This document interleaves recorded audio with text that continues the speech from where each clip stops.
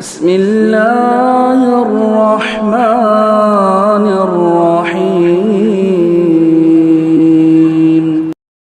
إن الحمد لله نحمده ونستعينه ونستغفره ونعوذ بالله من شرور أنفسنا ومن سيئات أعمالنا. من يهده الله فلا مضل له ومن يضلل فلا هادي له. وأشهد أن لا إله إلا الله وحده لا شريك له وأشهد أن محمدًا عبده ورسوله. يا أيها الذين آمنوا اتقوا الله حق تقاته ولا تموتن إلا وأنتم مسلمون. يا أيها الناس اتقوا ربكم الذي خلقكم من نفس واحدة وخلق منها زوجها وبث منهما رجالا كثيرا ونساء.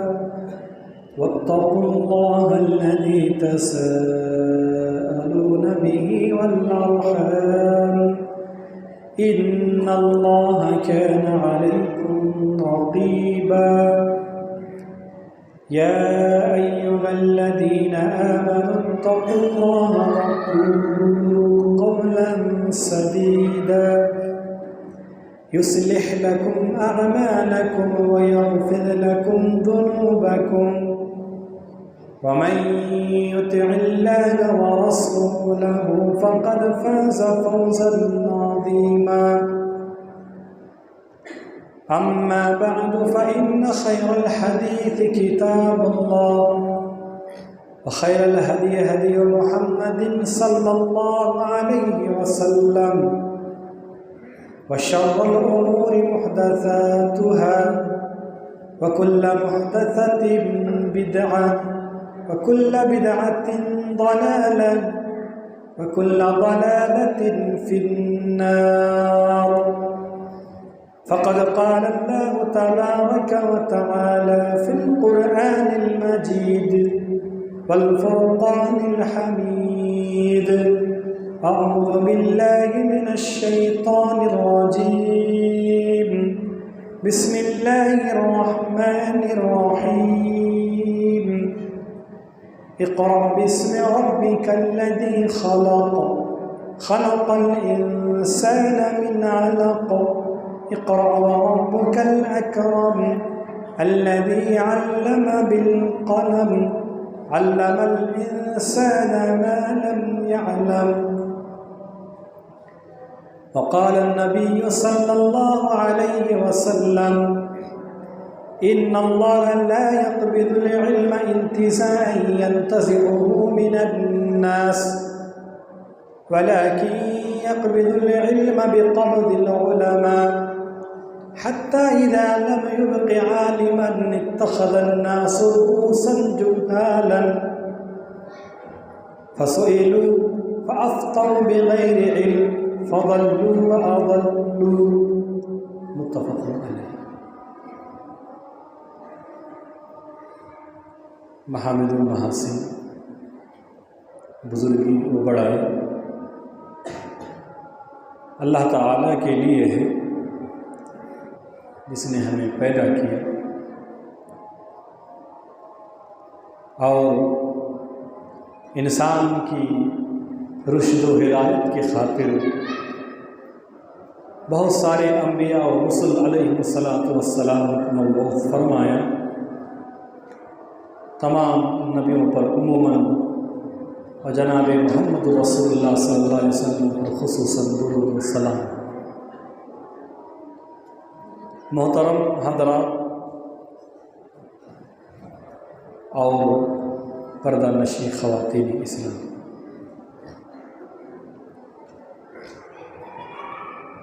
तालीम की अहमियत हर दौर में मुसल्लम रही है।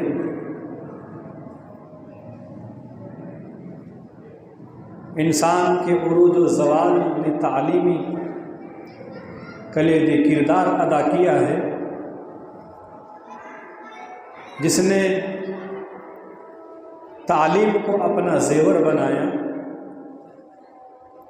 वो तरक्की के मनाजिल तय करती रही, और जिसने तालीम से अपना दामन छुड़ा लिया वो शिकस्त ज़वाल से दो चार हुआ। आज उम्मत मुस्लिमा के जो हालात हैं और जो हम मुसलमानों को पस्ती और इन्हितात का शिकार देख रहे हैं, असबाब ज़वाल उम्मत में से एक अहम सबब मुसलमानों में तालीमी पसेमानगी है, और ज़लालत व गुमराही के असबाब में से एक सबब जिहालत व लाइल्मी है कि इंसान के अंदर जब इल्म नहीं होगा, जब वो तालीम व ताल्लुम से बहुत दूर रहेंगे, तो फिर वह कभी भी कहीं भी गुमराह हो सकता है। अलबत्ता अगर इल्म रहा तो फिर वो हिदायत पर कायम रहेंगे। मिसाल के तौर पर अगर एक शख्स को रास्ता मालूम नहीं है, गलत रास्ते पर चल रहा है, लोगों से पूछा कि मैं अपनी मंजिल तक जाना चाहता हूँ, ये रास्ता सही है? तो बताने वाले ने उसको झूठ बोला कि नहीं ये गलत रास्ता नहीं है, ये सही रास्ता है। तो फिर वो गलत मंजिल ही की तरफ पहुँचेगा। और एक शख्स है कि गलत रास्ते पर चल रहा है, रास्ता को मालूम है, किसी तरीके से भटक गया है, वो किसी को पूछे बगैर आगे चलकर वो सही रास्ते पर आ सकता है, क्योंकि उसको रास्ता मालूम है। वक्ती तौर पर वो जरा भटक गया था। यही मिसाल इल्म का है। अगर इंसान के अंदर इल्म रहा तो इंसान हिदायत पर चलेगा, और अगर इंसान तालीम व ताल्लुम से दूर रहा तो फिर वो गुमराह हो जाएगा। ये ज़लालत व गुमराही के असबाब में से एक सबब जिहालत है, लाइल्मी है। चुनांचे सहीहैन की रिवायत है, अल्लाह के नबी जनाब मोहम्मद रसूलुल्लाह सल्लल्लाहु अलैहि वसल्लम ने फरमाया कि इन्नल्लाह ला यक़बिदुल इल्म इंतिज़ाअन यंतज़िउहु मिनन नास, कि अल्लाह ताला इल्म को लोगों के सीनों से खींच कर नहीं उठाएगा। जैसे चील मुर्गी के चूज़ों को अचानक आकर झपट लेता है, उसे उचक लेता है, अल्लाह तबारक व तआला इल्म को लोगों के सीनों से उचक कर नहीं ले लेगा, बल्कि वलाकिन यक़बिदुल इल्म बिक़ब्दिल उलमा, लेकिन अल्लाह इल्म को उलमा की वफ़ात के ज़रिए से कब्ज़ करेगा। उलमा दुनिया से रुखसत हो जाएंगे। अभी देखिए 2 साल पहले कोरोना वायरस, कितने सारे उलमा इकराम, जय्यद उलमा इकराम, बड़े बड़े उलमा इकराम हमारे बीच से रुखसत हो गए।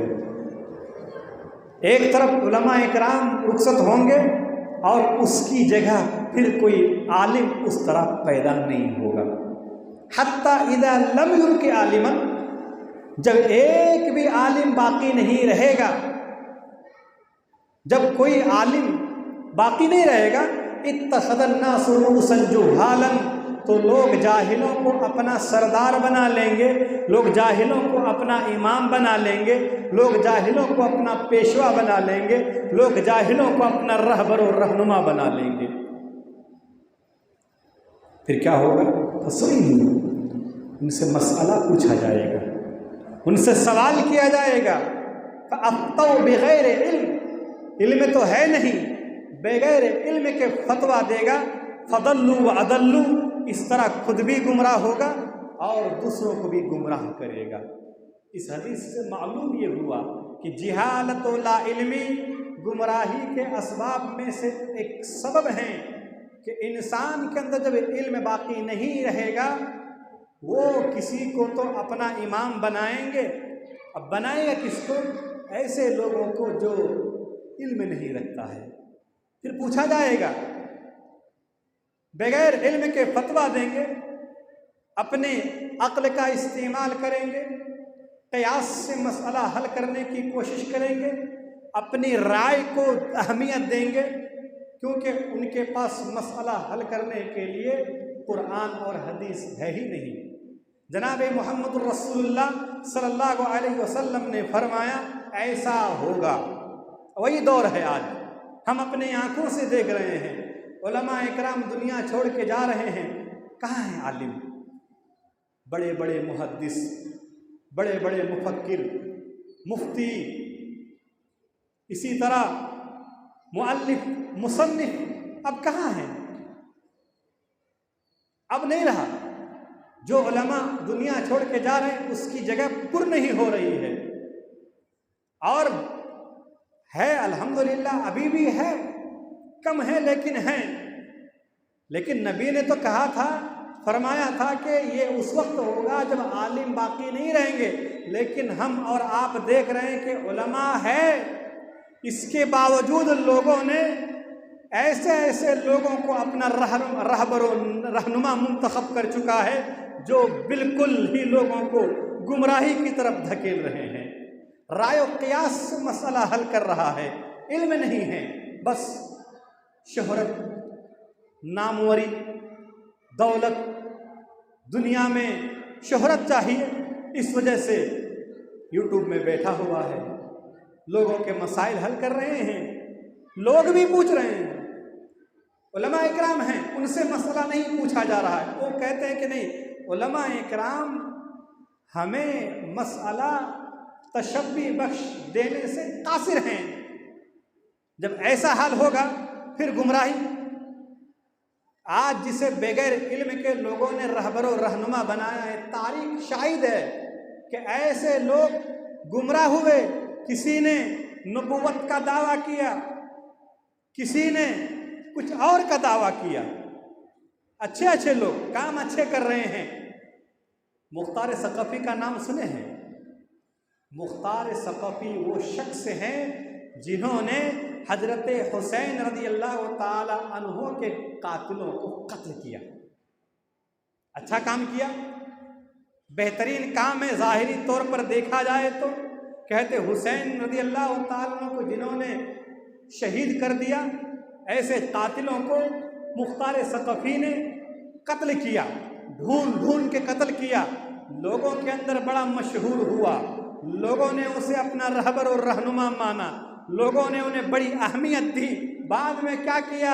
नबुव्वत का दावा कर बैठा। इसीलिए आप किसे अपना रहबर और रहनुमा मुंतखब कर रहे हैं, ज़रा गौर व फिक्र करके कीजिएगा।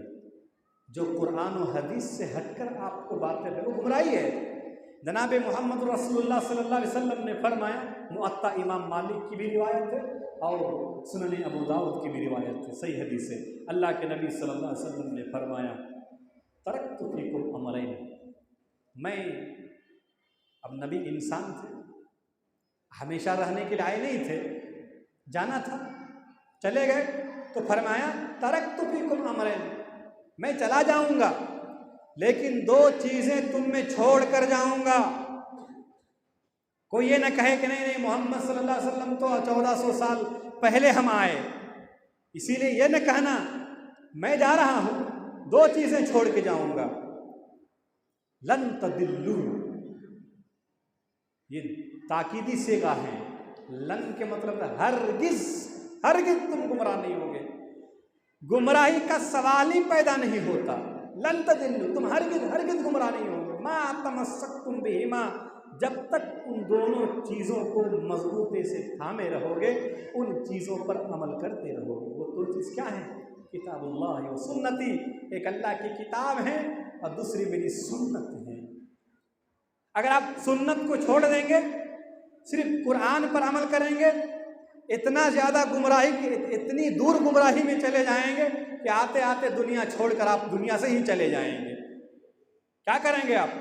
सिर्फ नहीं, मैं सिर्फ कुरान पर अमल करूंगा, हदीस पे नहीं करूंगा। और अगर कोई सिर्फ हदीस पर अमल करे, कुरान को नहीं माने, तो वो भी गुमराही से बच नहीं सकता।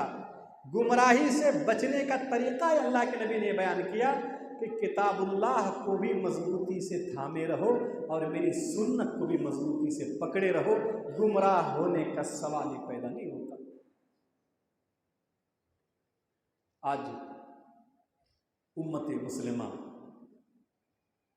की तालीमी पसेमानदगी पर जितना आंसू बहाया जाए कम है। इस वजह से मुसलमान सबसे पिछड़ा कौम हो चुका है। मुसलमानों की तालीमी जायज़ा लीजिए तो आपको मालूम होगा कि सबसे पिछड़ा हुआ कौम तालीम में मुसलमान हैं। दीनी तालीम से दूरी का आलम तो यह है मुसलमानों का कि अक्सर व बेशतर मुसलमान दीन के उसूल व कवाइद से भी नावाकिफ है, ना आशना है। कलेमा मालूम नहीं मुसलमानों को। मुसलमानों को कलेमा का मफहूम, माना, मतालिब, शराइत मालूम नहीं। और रहा सवाल असरी तालीम की, दुनियावी तालीम की, उसमें भी मुसलमान बहुत पीछे हैं। कितने डॉक्टर हैं मुसलमानों में, कितने इंजीनियर हैं मुसलमानों में, कितने बेहतरीन तिजारत करने वाले हैं मुसलमानों में, कितने और भी जो भी दुनियावी तालीम, कहाँ है मुसलमान उसमें? आज आप किसी भी चाय की दुकान में जाइए, पर्दे की आड़ में नौजवान मिलेंगे, पर्दा रखकर, ये पर्दे के बाहर अच्छे लोग, पर्दे के अंदर वो नौजवान। आप किसी गैर मुस्लिम को कभी देखे हैं किसी चाय की दुकान में सिगरेट पीते हुए? देखें कभी आपने? रात के 10 बजे निकलिए हाईवे पर, हाईवे ब्रिज के ऊपर जो है वहाँ स्टेडियम बना हुआ है, कौन खेल रहा है? किसी काफिर मुश्रिक का बच्चा वहाँ खेल रहा है। सड़क पर हाईवे के किनारे 2 व्हीलर खड़ा करके सिगरेट पीने वाले, साथ ही साथ दारू और शराब पीने वाले, कोई काफिर और मुश्रिक गैर मुस्लिम आपको नहीं मिलेगा। मिलेगा तो आपको मुसलमान नौजवान मिलेगा। इसका मुस्तकबिल क्या होगा? क्या करेंगे कल ये दिन जब बीमार हो जाएंगे? तो फिर मसाजिद के अंदर ऐलान होगा कि ये बहुत ही गरीब और नादिर किस्म के लोग हैं, इनके लिए चंदा इकट्ठा किया जाए। खुद इलाज तक करने की जो है इनके अंदर इस्तिताअत और ताकत और कुव्वत नहीं होगी। आज यही हाल है मुसलमानों का। लिखने पढ़ने जाता है, वहाँ जाके रंगरलियाँ मना के मुस्लिम लड़कियाँ हो या मुस्लिम लड़के हों, कामयाबी की हद तक भी पहुँचते ही नहीं हैं। ये बहुत बड़ी चाल है मेरे भाइयों, हम और आप समझते नहीं हैं। हमने अय्याशी शुरू कर दी, हमने इतनी दूर चले गए। कौन समझाए इनको कि कल मुस्तकबिल तुम्हारा क्या होगा, क्या करोगे? फिर कहीं कबाब के दुकान डालोगे, कहीं साइकिल पंचर खोलोगे, या ज़्यादा से ज़्यादा ऑटो चलाओगे? अगर मुसलमानों की सोच यहीं तक बाकी रह जाए तो फिर मुसलमान तरक्की कैसे करेंगे? ये है असरी तालीम। बहरहाल अल्लाह तबारक व तआला ने, यानी इस्लाम के अंदर, दुनिया के अंदर बहुत सारे मज़ाहिब हैं, लेकिन जितना ज़्यादा मजहब इस्लाम ने तालीमी तरगीब दिलाई है, किसी और मजहब ने उतनी ज़्यादा तालीम और तरबियत के लिए तरगीब नहीं दिलाई।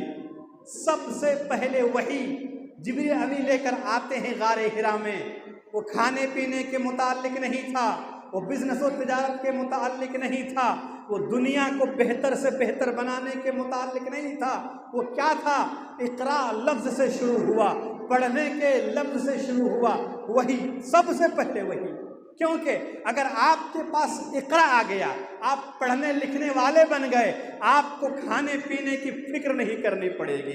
अगर आपके अंदर इल्म आ गया तो आपको दुनिया को बेहतर से बेहतर बनाने की फिक्र नहीं होगी। अगर आपके अंदर इल्म आ गया तो इंशाअल्लाह बाकी के रास्ते और भी आपके लिए आसान हो जाएंगे। इसीलिए गारे हिरा में जिब्रील आ रहे हैं, सबसे पहले वही अल्लाह के नबी सल्लल्लाहु अलैहि वसल्लम से कह रहे हैं इक़रा।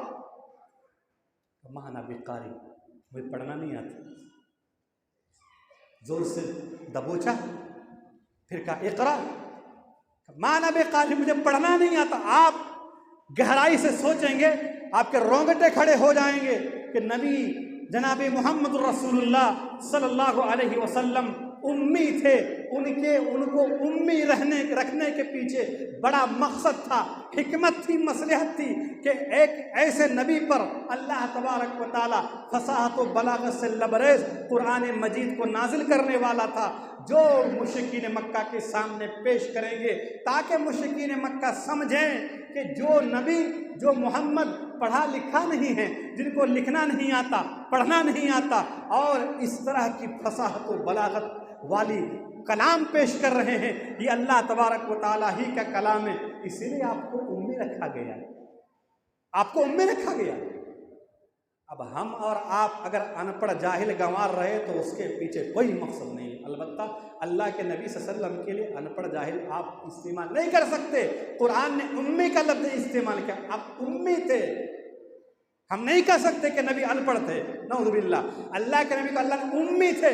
उम्मी का मतलब मुफस्सिर ने ये भी बयान किया है कि हो सकता है उनके हाथ से कलम नहीं चल सकता था, वो अपनी आंखों से किताब नहीं पढ़ सकते थे, लेकिन उनको अल्लाह तबारक व तआला ने माँ के पेट में ही सब कुछ इल्म दे दिया था, इसीलिए उम्मी का लफ्ज़ इस्तेमाल किया। अल्लाह के नबी ने कहा, मैं कभी स्कूल नहीं गया था, कभी मदरसा नहीं गया था, मेरे बाप माँ के पेट में था जब मैं तभी इंतकाल हो गया। 6 साल की उम्र में माँ गुजर गई, 8 साल की उम्र में दादा गुजर गए, मैं तो बकरियां चराया करता था। बड़ा हुआ तब अबू तालिब ने अपनी तिजारत में शामिल किया, तिजारत करने लगा। माना बेकारी, मुझे पढ़ना नहीं आता। फिर दोबारा से बारा दबोच कर कहा, इक़रा बिस्मि रब्बिकल लज़ी खलक़, ऐ नबी पढ़िए उस रब के नाम से जिसने पैदा किया। खलक़ल इंसान मिन अलक़, इंसान को जिसने खून के लूथड़े से पैदा किया। अब हम इतने जाहिल हो चुके हैं, हम मुसलमान होकर, कि हमें अपनी पैदाइश मालूम नहीं है, हम किस चीज़ से पैदा हुए। कभी गौर किया है? आज इतना लंबा चौड़ा आप खड़े हैं, हम खड़े हैं, हाथ पांव हमारे चल रहे, क्या था? खून के लूथड़े से अल्लाह ने पैदा किया। इक़रा व रब्बुकल अकरम, पढ़िए आपका रब बड़ा करम वाला है। इक़रा व रब्बुकल अकरम अल्लज़ी अल्लम बिल कलम, जिसने कलम के ज़रिए इल्म सिखाया। अल्लमल इंसान मा लम यअलम, जिसने इंसान को वो सिखाया जो नहीं जानता था। इन इब्तिदाई आयतों के अंदर आप गौर कीजिए, 2 बार पढ़ने का जिक्र हुआ है, 3 बार इल्म का जिक्र हुआ है, 1 बार कलम का जिक्र हुआ है। सबका ताल्लुक पढ़ने से। पढ़ना, पढ़ो 2 बार, इल्म 3 बार, कलम इसका ताल्लुक इल्म से 1 बार। बहुत सारे लोग अपनी इल्म को अपनी ज़हन में हिफाजत करता है, जो कुछ उनके ज़हन में होता है वो इंसान के साथ चला जाता है। अलबत्ता कलम की लिखी हुई चीज़ अगर किसी वजह से ज़ाये न हो तो बाकी रहता है। आज कलम की वजह से कुरान का नुस्खा हमारे सामने जैसे कि तैसे मौजूद है, एक नुक्ता ज़बर ज़ेर पेश जज़म तशदीद में फ़र्क नहीं आया। किस वजह से? कलम की वजह से। अल्लाह के नबी जनाब मोहम्मद रसूलुल्लाह सल्लल्लाहु अलैहि वसल्लम के अहादीस, प्यारी प्यारी नबी की प्यारी प्यारी बातें कलम के ज़रिए आज हम तक पहुँचा है।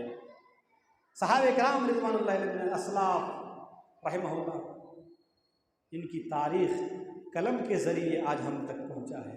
अल्लाह ने इसलिए सबसे पहले कलम को पैदा किया, कलम को पैदा किया। सबसे पहले आसमानों ज़मीन के पैदा होने से 50,000 साल पहले कलम को पैदा किया। और क्या कहा? उक्तु, कलम से कहा लिखो, कहा क्या लिखूं? माँ अक्तुबु, क्या लिखूं मैं? कहा कि तमाम चीज़ों की तकदीर लिख डाल। ये कलम है, इसे रखना अपने जेब के अंदर, रखते नहीं है। दो जरा कलम दो, बैंक गए फॉर्म फिलअप करना है, बाजू कलम दो, स्टेशन गए टिकट बनाना है, कलम नहीं है मुसलमानों की जेब में, कलम दो उधार में, कि भारी है कितना, 5 रुपए में मिलता है, 5 रुपए का है कलम, ज़्यादा से ज़्यादा महंगी महंगी काम कितना करता है? कुछ लिख दूंगा शाम तक कुछ हो जाएगा। हाँ, इतने अंदर इनके ताकत और कुव्वत है, किसी को हिदायत भी मिल सकती है, किसी को गुमराही तरफ भी जा सकता है। कलम को अल्लाह ने पैदा किया। तो इन इब्तिदाई आयत करीमा के अंदर अल्लाह तबारक व तआला ने सबसे पहले वही पढ़ने के मुतालिक नाज़िल फरमाया, इल्म सीखो, पढ़ो लिखो। अल्लामा इकबाल ने कहा, हैरत है कि तालीम और तरक्की में है पीछे, हैरत में हूँ कि तालीम और तरक्की में है पीछे, जिस कौम का आगाज़ ही इक़रा से हुआ था, जिस कौम का आगाज़ इक़रा से हुआ, आज तालीम में, तरक्की में, हर चीज़ में सबसे पीछे मुसलमान। हालांकि इनको सबसे पहले होना था। इल्म बड़ी अहमियत रखती है। इल्म आँखों में रोशनी इल्म से हासिल होती है, दिलो दिमाग में कुव्वत इल्म से हासिल होती है। इसी तरह अगर किसी ने लिखा, अगर इल्म हासिल करने और उसमें मशगूल रहने का सिर्फ यही फ़ायदा हो, फिर से बोल रहा हूँ, अगर इल्म हासिल करने और उसमें मशगूल रहने का सिर्फ यही फ़ायदा हो कि आदमी बुरे ख़यालात, गलत नज़रियात और इसी तरह गलत सोच, बाइसे अदियत तफक्कुरात, बेजा उम्मीदों से बच जाता है, तो ये एक ही फ़ायदा सब फ़ायदों से सबसे ज़्यादा अहम है। इसके बाद और कोई फ़ायदा नहीं चाहिए इल्म के लिए, क्योंकि आज इल्म न होने की वजह से लोग गुमराही की तरफ जा रहे हैं, बढ़ रहा है। मुसलमानों में दिन ब दिन जिहालत और लाइल्मी का इजाफा ही होते जा रहा है। दुनिया के अंदर हर तरह के लोग रहते हैं, कोई अपने आप को नेक मानते हैं, कोई अपने आप को मुकम्मल मुसलमान समझते हैं, कोई अपने आप को हकीकी मोमिन बावर कराते हैं। लेकिन रब्बे कायनात ने अहले इल्म की ये सिफत बयान की है कि अल्लाह रब्बुल आलमीन से डरने वाली हस्ती सिर्फ अहले इल्म की हस्तियां हैं। अल्लाह से इल्म वाले ही डरते हैं। सूरह फातिर आयत नंबर 28 के अंदर अल्लाह ने फरमाया कि इन्नमा यख्शल्लाह मिन इबादिहिल उलमा, कि बेशक अल्लाह से उसके वही बंदे डरते हैं जो इल्म रखते हैं। आपके जहन में बहुत सारे ऐसे उलमा आ जाएंगे जो डरता नहीं है, ऐसे ऐसे काम किए हैं जो नहीं करना था। इसीलिए आगे बयान कर रहा हूँ, इमाम सुफियान सौरी रहमहुल्लाह ने इस आयत करीमा की तफसीर में लिखे हैं, तफसीर इब्न कसीर के अंदर है कि उलमा की 3 किस्में हैं। सब नहीं डरते। उलमा की 3 किस्में हैं, एक आलिम बिल्लाह और एक आलिम बे अमरिल्लाह और एक आलिम बिल्लाह बे अमरिल्लाह। ये जो आलिम बिल्लाह ये अल्लाह के डरता है लेकिन अल्लाह के हुदूद व फराइज़ को नहीं जानता। आलिम बे अमरिल्लाह अल्लाह के हुदूद व फराइज़ को जानते, अल्लाह से डरता नहीं है। आलिम बिल्लाह व बे अमरिल्लाह ये ऐसे उलमा हैं जो अल्लाह से डरते भी हैं, अल्लाह के हुदूद व फराइज़ को जानता भी है। अल्लाह तबारक व तआला ने कहा ऐसे उलमा अल्लाह से डरते हैं। ऐसे उलमा अल्लाह से डरते हैं क्योंकि वो उनको मालूम है कि अगर मैंने ये किया तो फिर मेरा क्या होगा। इसीलिए अपने अंदर इल्म पैदा कीजिए, अपने आप को इल्म से आरास्ता व पैरास्ता कीजिए ताकि हम अल्लाह तबारक व तआला से डरने वाले बन जाएं, हमारे अंदर भी खशियत इलाही पैदा हो, हम भी अल्लाह से खौफ खाएं, ताकि हम जो गुनाहों के मुलविस हैं या दीगर जुर्म में हम फंसे हुए हैं, ऐसे जुर्म से हम निकल सकें। ऐसे इल्म हासिल कीजिए। इल्म हासिल करने की जुस्तजू और इल्म हासिल करने का ज़ौक़ व शौक़ अपने अंदर पैदा कीजिए, अपने अंदर इखलास-उल-इल्लाहियत पैदा कीजिए, इखलास पैदा कीजिए, तकब्बुर व घमंड नहीं। बहुत सारे ऐसे हैं जो इल्म से आशना हैं, जिन्हें हमने अपना रहनुमा, अपना रहबर मान लिया है, इल्म से नाआशना है, नावाकिफ़ हैं, गुरूर में डूबे हुए हैं, तकब्बुर और घमंड में डूबा हुआ ऐसे लोग आपको मिलेंगे। हालांकि होना तो ये था कि इल्म आ जाने के बाद इंसान के अंदर आजिज़ी और इनकिसारी आती, इंसान के अंदर से तकब्बुर और गुरूर ख़त्म होता, अल्लाह तबारक व तआला का डर व खौफ पैदा होता। लेकिन जिनके पास इल्म नहीं है वो तकब्बुर में मुलव्वस है। इमाम गज़ाली रहमहुल्लाह ने फरमाया कि सब इंसान मुर्दे हैं, जिंदा वो हैं जो इल्म वाले हैं। सब इल्म वाले सोए हुए हैं, बेदार वो हैं जो अमल वाले हैं। सब अमल वाले खसारे में हैं, फ़ायदे में वो हैं जो इखलास वाले हैं। सब इखलास वाले ख़तरे में हैं।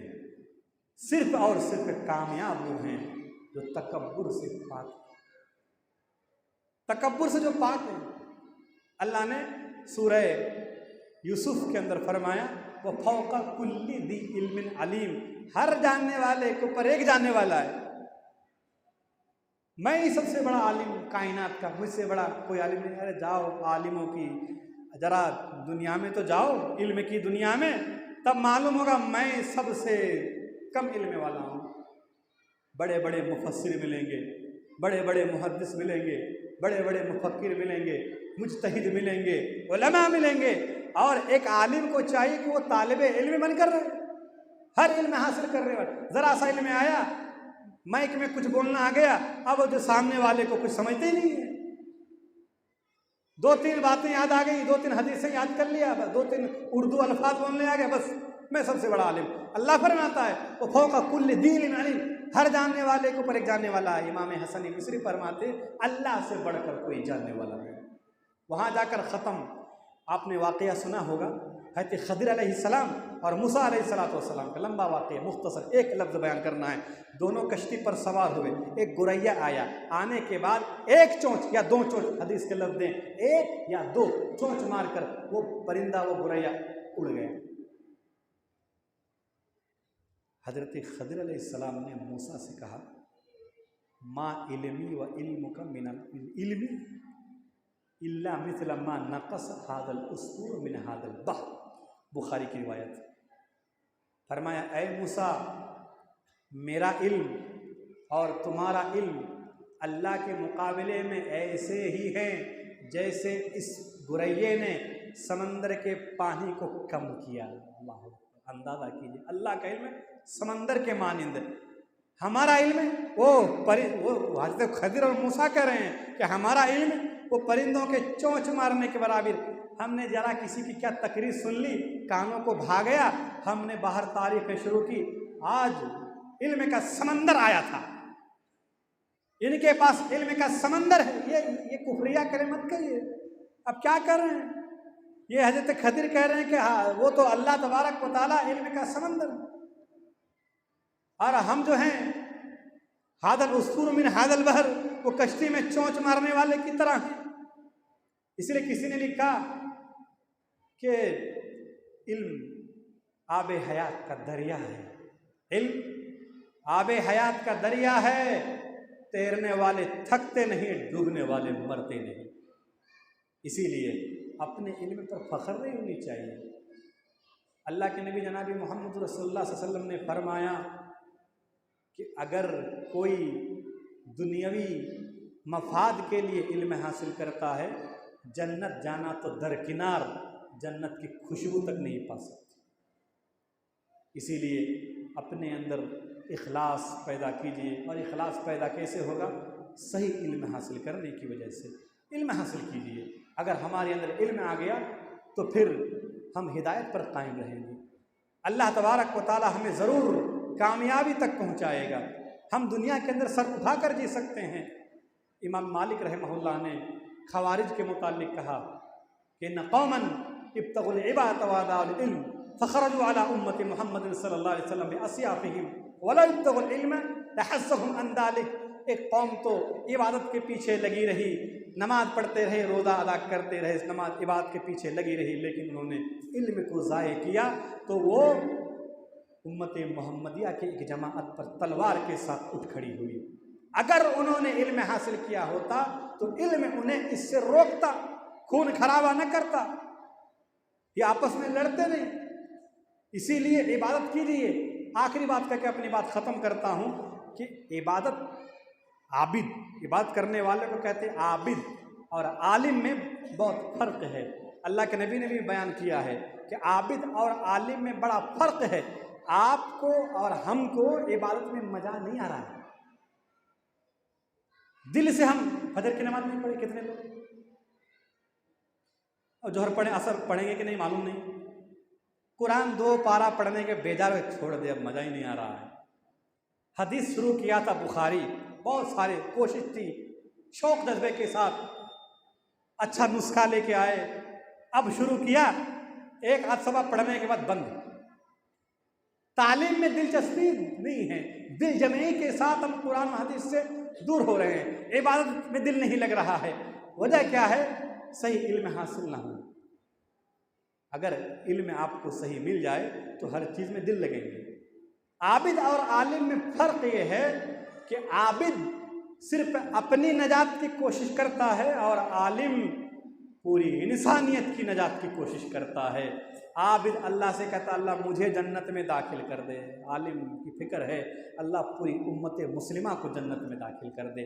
आबिद इबादत में दुआ करता अल्लाह मुझे बीमारी से शिफा दे दे, मेरी परेशानी को दूर कर, मुझे जहन्नम से बचा ले, अपनी नजात की फ़िक्र। आलिम दुआ करते अल्लाह पूरी उम्मत मुस्लिमा की परेशानी को दूर कर दे। ये आलिम और आबिद में सबसे बड़ा फ़र्क है। इसीलिए मेरे भाइयों और पर्दानशी माओ बहनों, ज़रूरत इस बात की है कि आप अपने आप को तालीम से आरास्ता और पैरास्ता कीजिए, दीनी तालीम हासिल कीजिए, साथ ही साथ असरी तालीम भी हासिल कीजिए। अल्लाह तबारक व तआला से दुआ कहूँ कि इलाही आलमीन तू हम तमाम लोगों को इल्म से आरास्ता और पैरास्ता कर दे। परवरदिगार आलम तू हमें कुरान और हदीस सीखने सिखाने वाला बना। इलाही आलमीन तू हमें मरते दम तक हिदायत पर कायम रख। इलाही आलमीन हम में से जो परेशान हाल हैं तो उनकी परेशानी को दूर फरमा, जो लोग रंजो गम में मुब्तला हैं तो उनके रंजो गम को खुश खुर्रम में तब्दील फरमा। हम जब तक ज़िंदा रहें तो हमें ईमान की हालत में ज़िंदा रख, जब हमारा ख़ात्मा हो ज़मा पर कलिमा ला इलाहा इल्लल्लाह आमीन। इन्न फ़ी ज़ालिका लज़िक्रा लिमन कान क़ल्बुहु मुक़स्सम व हुवा शहीद।